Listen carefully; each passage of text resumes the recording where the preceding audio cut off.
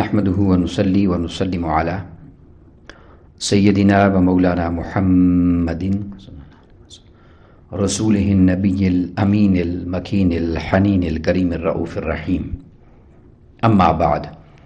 فأعوذ بالله من الشيطان الرجيم. بسم الله الرحمن الرحيم. قال الله تبارك وتعالى في الكلام المجيد والفرقان الحميد: إنما المؤمنون إخوة. صدق الله مولانا العظيم. وقال الله تبارك وتعالى في شان حبيبه مخبرا وآمرا: إن الله وملائكته يصلون على النبي يا أيها الذين آمنوا صلوا عليه وسلموا تسليما. مولاي صل وسلم دائما أبدا على حبيبك خير الخلق كلهم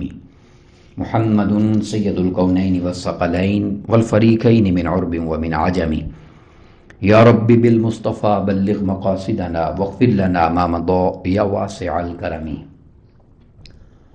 اللہ رب العزت خالق کل کائنات کی حمد و ثنا پیارے آقا کریم علیہ الصلوۃ والسلام کی بارگاہ میں عاجزانہ ہدیہ درود و سلام کے بعد تمام احباب اور سامعین کو السلام علیکم ورحمۃ اللہ وبرکاتہ. الحمدللہ تعالی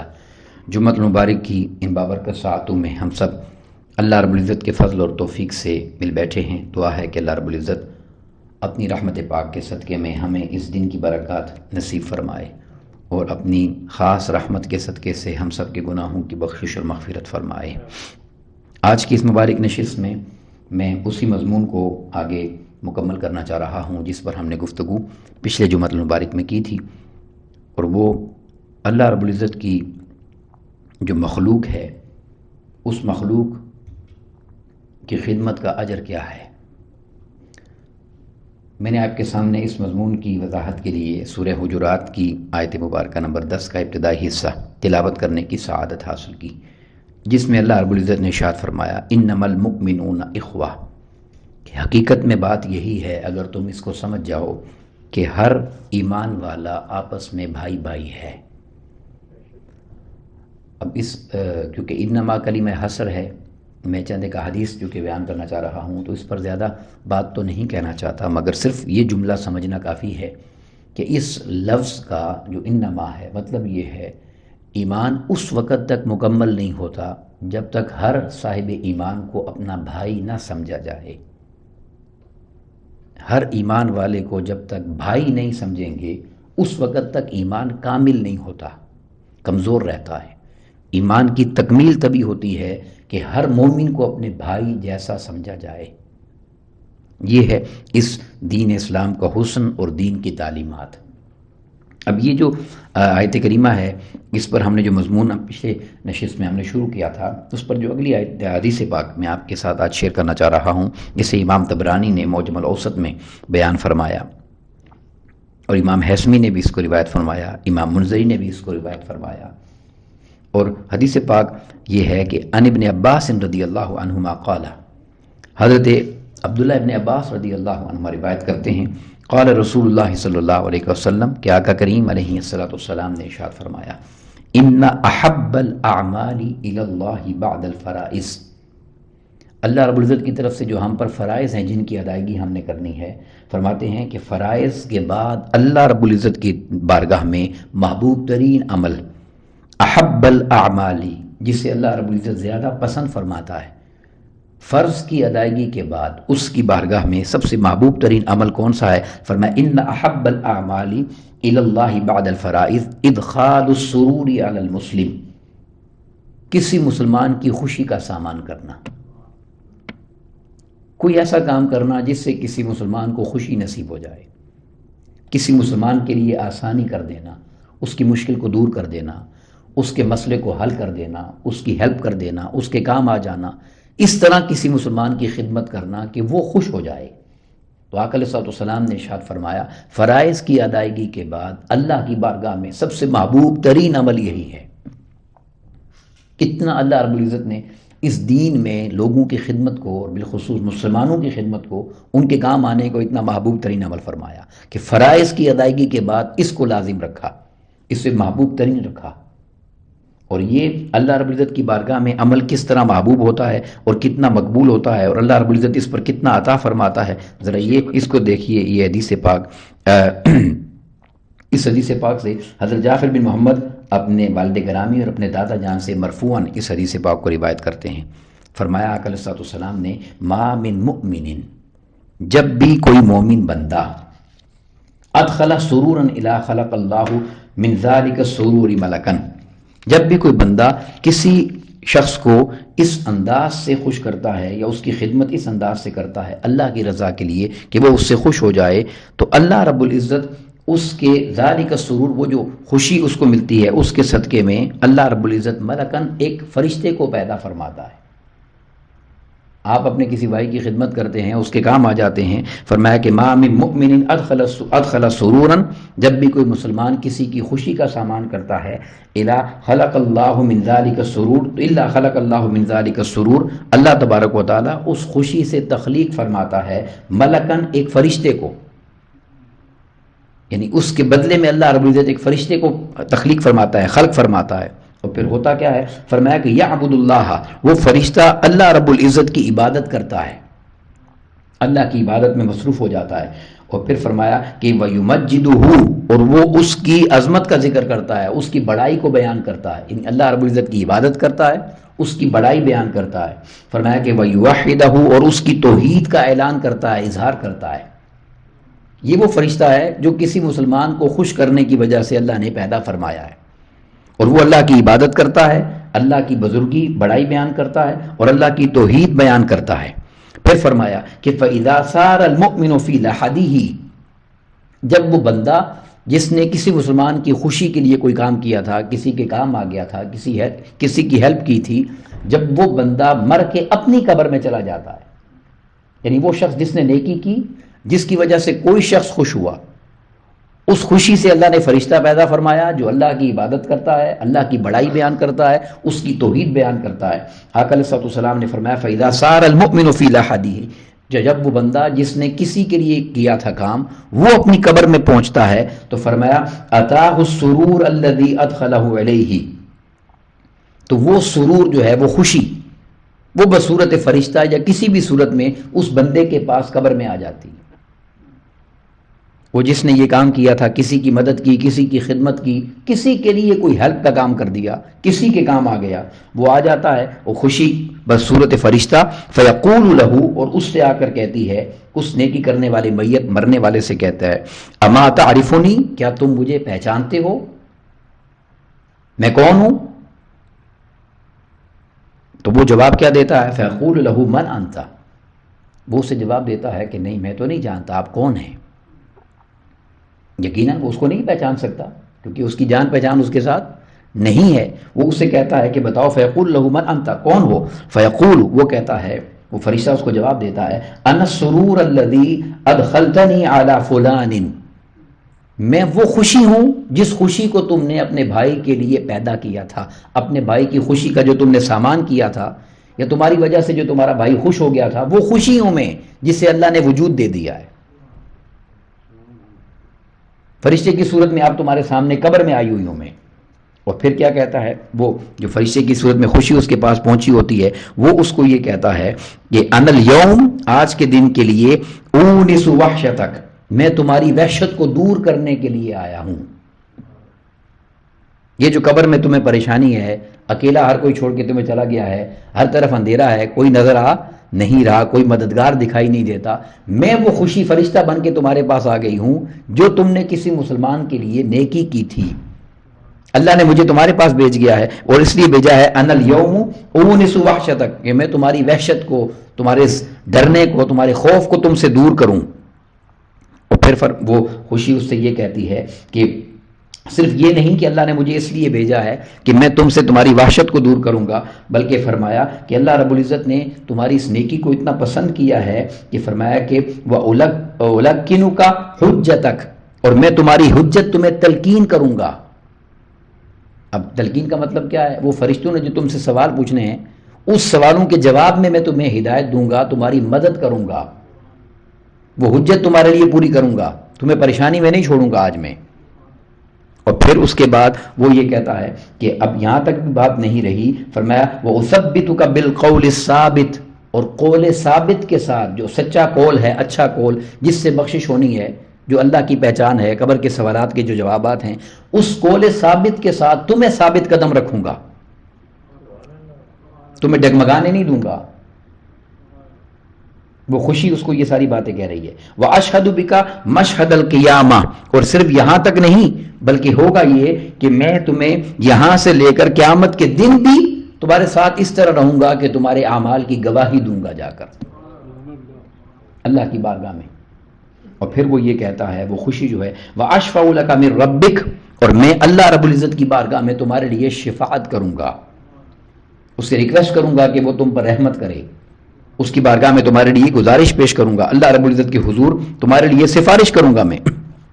اور اس کے بعد کہتا ہے وَأُرِيكَ مَنزِلَتَكَ مِنَ الْجَنَّةِ، اور اس وقت تک تمہارے ساتھ رہوں گا جب تک جنت میں تمہیں تمہارا مقام نہیں دکھا دیتا. یہ ہے وہ عمل جس عمل کو ہم ہلکا سمجھتے ہیں، اور بدقسمتی یہ ہے کہ ہم اس کے متضاد چلتے ہیں، اپوزٹ جاتے ہیں. کسی کی ہیلپ کرنا، کسی کے کام آ جانا، کسی کی مدد کرنا، اس کے بجائے اس کو تکلیف پہنچانا، اس کی مشکل کا سامان کرنا، اس کو مشکل میں ڈال دینا، اس کے لیے حالات مشکل بنا دینا. تو یہ بات سمجھنے والی ہے، اگر اس کی خوشی کی وجہ سے اتنی نیکی مل رہی ہے تو اس کی تکلیف کی وجہ سے یقیناً اللہ کی اتنی ناراضگی بھی ملے گی، یقیناً اللہ کی اتنی ناراضگی بھی ملے گی. اس لیے صوفیاء یہ کہتے ہیں کہ کچھ بھی ہو جائے تم سے، کوئی بھی گناہ برائی کرتے ہو کرو، مگر کبھی کسی کا دل مت توڑنا. ڈھا دے مسجد، ڈھا دے مندر، ڈھا دے جو کچھ جاندہ. مسجد گرتی ہے، مندر گرتا ہے، کچھ گرتا ہے تم سے گر جائے، ایک بندے دا دل نہ ڈھامی، سونا رب دلا مچ رہتا. کسی بندے کا دل مت دکھانا، اس کا دل مت توڑنا، کیونکہ دل اللہ رب العزت کی یاد اور اس کے نور کا مسکن ہے. تو جب ایک بندے کی خدمت پر اللہ رب العزت اس نیکی کو اپنی بارگاہ میں اتنا محبوب کر لیتا ہے اور اتنا مقبول فرما لیتا ہے کہ اللہ رب العزت قبر میں بھی اس نیکی کو مدد کے لیے بھیج دیتا ہے، اور قیامت کے دن شفاعت، جنت کا مقام دکھانے تک وہ نیکی ساتھ رہتی ہے. ایک بندے کی خدمت اور مدد، اللہ رب العزت نے اس عمل کو اتنا محبوب فرمایا ہے اور اتنا مقبول فرمایا ہے. اگلی حدیث پاک کے الفاظ دیکھیے، الفاظ پر ذرا غور کیجئے. حضرت انس بن مالک رضی اللہ عنہ روایت کرتے ہیں، قال رسول اللہ صلی اللہ علیہ وسلم من قضا لاخیہ المسلم حاجتا، کوئی بندہ اپنے کسی مسلمان بھائی کی حاجت پوری کرتا ہے، اس کے کام آتا ہے، اس کی ہیلپ کرتا ہے، اس کی مدد کرتا ہے، اس کو کسی کام میں کامیاب کرنے کا ذریعہ بن جاتا ہے. ہیلپ ہی کرتے ہیں نا آپ، کسی طرح کسی مسلمان کی کوئی خدمت کرتا ہے، مدد کرتا ہے، تو دیکھیں اب اس کو اللہ رب العزت اجر کیا دیتا ہے. آقا علیہ الصلوۃ والسلام نے فرمایا بمنزلتی، یہ ایسا ہی ہے، کسی مسلمان کی خدمت کرنا، کام آ جانا، یہ ایسے ہی ہے من خدم اللہ عمرہ، کہ اس نے اپنی ساری عمر اللہ کی خدمت میں لگا دی، اللہ کی خدمت میں لگا دی. حدیث پاک کے لفظ. اب اللہ کی خدمت سے مراد یقیناً اللہ کے دین کی خدمت ہوگا، مگر اگر الفاظ پر ہم غور کریں تو الفاظ یہ ہیں، فرمایا کہ من خدم اللہ عمرہ، اس نے اپنی ساری عمر اللہ کی خدمت میں لگا دی ہے. اور اگر اسی لفظی معنی کو لے لیا جائے تو یہ معنی مشکل نہیں ہے، چونکہ معروف حدیث ہے کہ قیامت کے دن اللہ تبارک و تعالیٰ بندے سے پوچھے گا، میں بیمار تھا تم نے مجھے نہیں پوچھا، میں بھوکھا تھا تم نے مجھے کھانا نہیں کھلایا، میں پیاسا تھا تم نے مجھے پانی نہیں پلایا. وہ یہی جواب دے گا، یا اللہ تو مالک ہے، تو کیسے بیمار ہو سکتا ہے، تو کائنات کو کھلانے والا ہے، تو کیسے بھوکھا ہوگا، تو نے پوری کائنات پانی سے بنائی ہے، تجھے پیاس کی کیا حاجت ہے. تو اسے یہی جواب دے گا کہ تو اگر فلاں بندے کو کھلا دیتا، فلاں بندے کی عیادت کرتا، فلاں بندے کو پانی پلاتا، تو تجھے اجر آج میری بارگاہ سے مل جاتا. تو اس حدیث پاک میں یعنی آقا کریم علیہ الصلوۃ والسلام نے یہ ارشاد فرمایا کہ جو کسی مسلمان بھائی کی خدمت کرتا ہے گویا اس نے اپنی ساری زندگی اللہ کی اور اللہ کے دین کی خدمت میں صرف کر دی ہے. پھر اس کے بعد حدیث پاک، اس حدیث پاک میں آقا علیہ الصلوۃ والسلام نے ارشاد فرمایا، قال رسول اللہ صلی اللہ علیہ وسلم من الطف مؤمنا، جو کسی اپنے مسلمان بھائی پر شفقت کرتا ہے، مہربانی کرتا ہے، اچھی طرح اس کو ڈیل کرتا ہے، کوئی اس کے ساتھ یعنی ایسا کام کرتا ہے جو اس کے فائدے کا ہے، جس سے اسے نرمی مل جاتی ہے، اس کے لیے آسانی ہو جاتی ہے، کوئی ایسا کام کرتا ہے، قام لہ بحاجت، او قام لہ بحاجت، یا اس کی کسی حاجت میں اس کے کام آتا ہے، اس کے لیے کھڑا ہوتا ہے، وہی بات، مدد کرتا ہے، اس کی خدمت کرتا ہے، اس کے کام آ جاتا ہے۔ اور حاجت کا ذکر کر کے فرمایا بحاجت من حوائج الدنیا والآخرہ، چاہے وہ اس کی دنیا کی کوئی حاجت اس نے پوری کی ہے یا آخرت کی کوئی حاجت پوری کی ہے، اس کی مدد کر دی، اس کو دین کے راستے پہ لگایا، اسے دین سکھایا، کوئی اس کی مدد کی، اس کے لیے کوئی مہربانی کا کام کیا جس سے اس کے لیے آسانی ہوئی، یا اس کی کوئی خدمت کی دنیا کے معاملے میں یا آخرت کے معاملے میں، کسی مسلمان کی۔ اور پھر فرمایا صغر ذاک او کبر، چاہے وہ چھوٹی سی خدمت تھی یا کوئی بڑی خدمت تھی، تھوڑی سی اس کی ہیلپ کی یا زیادہ اس کی ہیلپ کی، کوئی بھی کام اگر کیا ہے تو آقا علیہ الصلوۃ والسلام نے ارشاد فرمایا کہ کان حقا علی اللہ، تو اللہ رب العزت اپنی رحمت پر، اپنے ذمہ کرم پر لازم فرما لیتا ہے، یعنی اللہ کے لیے اللہ تبارک تعالیٰ اس کام کو لازماً کرے گا۔ اب ہم یہ تو نہیں کہتے نا کہ اللہ پر فرض ہوگا، مطلب اس کا یہ ہے یعنی ضروری ہو جاتا ہے۔ فرمایا کہ کان حقا علی اللہ، تو اللہ رب العزت اپنی رحمت پر لازم فرما لیتا ہے کیا کہ این یخدمہ خادما یوم القیامہ، کہ یہ بندہ جس نے کسی کی ہیلپ کی، جب یہ قیامت کے دن اٹھ کر آئے گا تو اللہ اس کی خدمت کے لیے ایک بندہ وہاں پر قائم فرما دے گا، اس شخص کو خدمت کے لیے خادم عطا کر دے گا۔ ان یخدمہ خادما یوم القیامہ، ایک خادم خاص قیامت کے دن اللہ رب العزت اس کو عطا فرما دے گا، اس شخص کو جس نے کسی بھائی کی خدمت کی، جس نے کسی بھائی کی مدد کی، جس نے کسی بھائی کی خوشی کا سامان کیا، جس نے کسی بھائی کے لیے کوئی آسانی کا راستہ نکالا، کسی طرح بھی کسی کی کوئی ہیلپ کی۔ یہ وجہ ہے کہ بزرگ یہ کہتے ہیں اور دین کی تعلیمات یہ ہیں کہ چھوٹی سی چھوٹی نیکی کو بھی معمولی نہ سمجھا جائے۔ راستے سے اگر آپ تکلیف والی چیز ہٹا دیتے ہیں، تصور یہ ہے کہ کسی کو تکلیف نہ ہو، کسی کو پریشانی نہ ہو، ایک چھوٹا سا عمل ہے نا، نہ اس میں وقت لگتا ہے، نہ اس میں کوئی پیسہ لگتا ہے، نہ اس میں کوئی بڑی پلاننگ کرنی ہے، نہ کوئی بہت زیادہ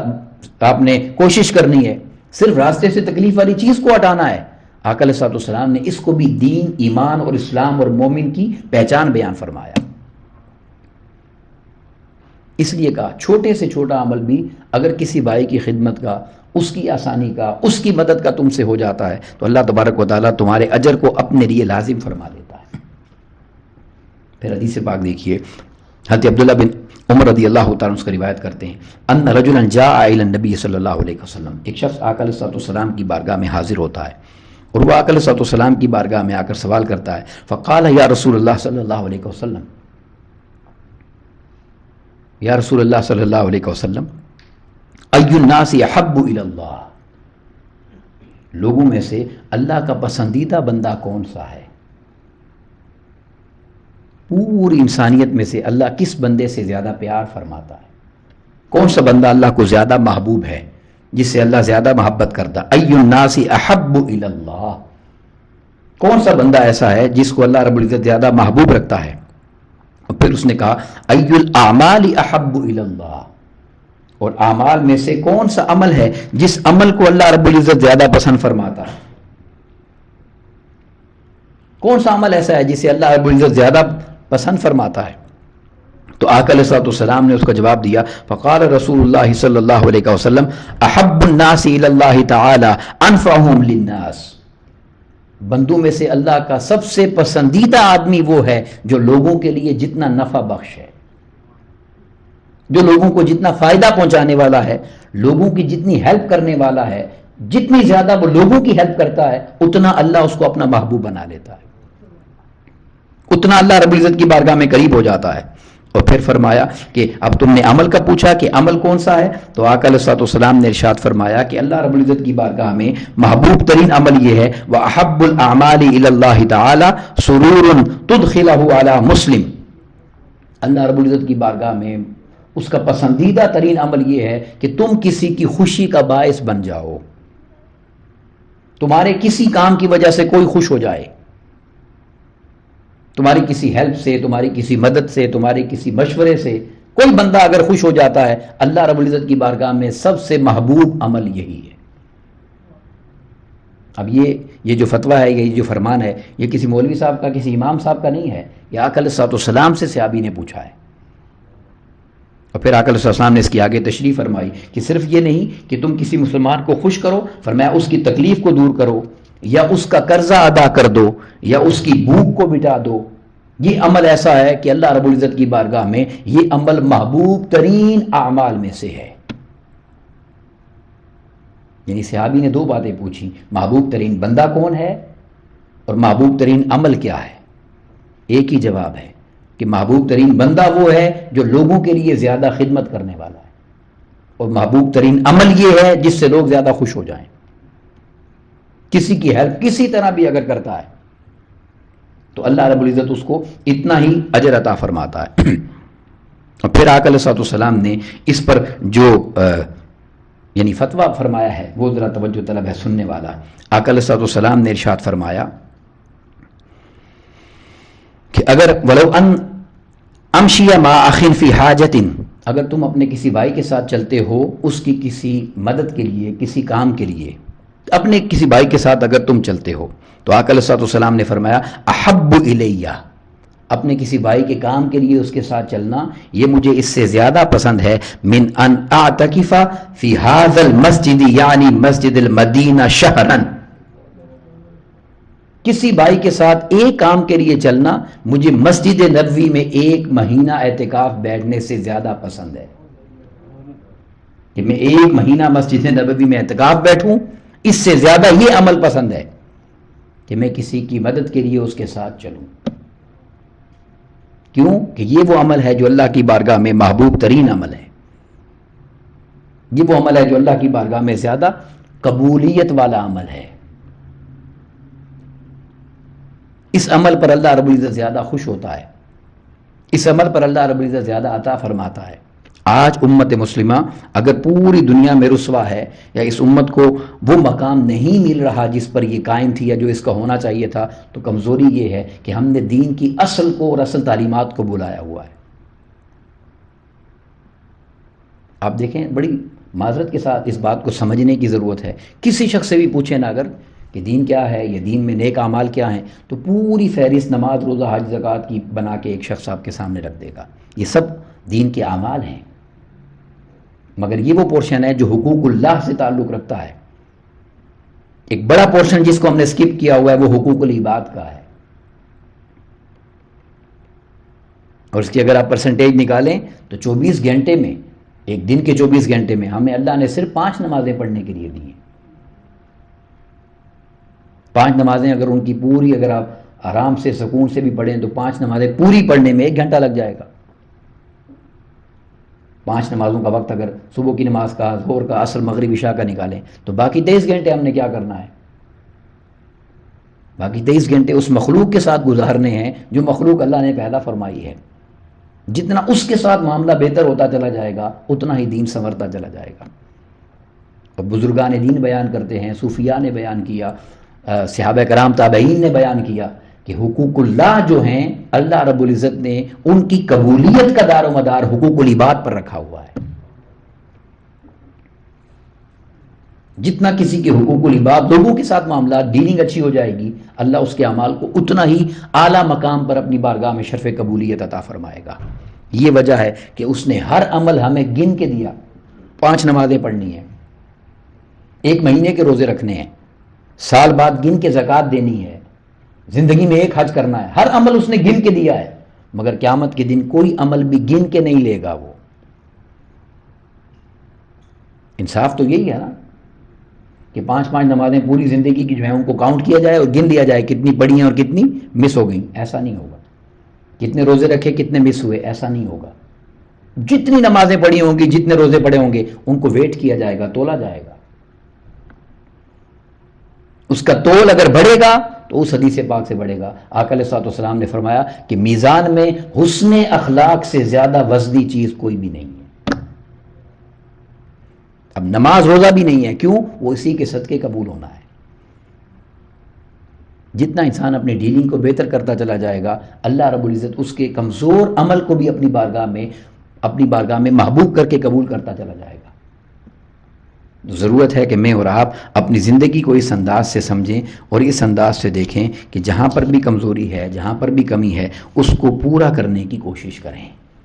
تاکہ اللہ رب العزت ہمیں اپنی بارگاہ سے خاص رحمت سے نوازے۔ اور چونکہ یہ پورا مضمون میں نے آپ کے سامنے لوگوں کی خدمت کا کہا ہے، لوگوں کی ہیلپ کا کہا ہے اور لوگوں کی خوشی کا سامان کرنے کے لیے کہا ہے، تو میں پھر آپ سے ریکویسٹ کر رہا ہوں جن دوست احباب نے ابھی تک قربانی کے لیے اپنے پیسوں کو جمع نہیں کروایا، منہاج ویلفیئر فاؤنڈیشن کے زیر اہتمام پوری دنیا میں جہاں پر بھی مجبور لوگ ہیں، پریشان لوگ ہیں، امت پہ جن پہ مشکل وقت ہے، ان کے پاس جا کر وہاں قربانی کر کے ان کی خدمت کرنا، اللہ رب العزت نے، اللہ کا شکر ہے کہ منہاج القرآن کو یہ خدمت عطا کی ہے۔ آپ تمام احباب اس میں اپنا حصہ ضرور ڈالیے۔ کچھ دوستوں نے یہ کہا کہ ہم کر چکے ہیں، اللہ نے آپ کو دے رکھا ہے، جو کر چکے ہیں وہ اللہ قبول کرے، ان کی خدمت کے لیے، ان کی ہیلپ کے لیے اپنا حصہ ضرور ڈالیں۔ اللہ رب العزت ہمیں اپنی کمزور اور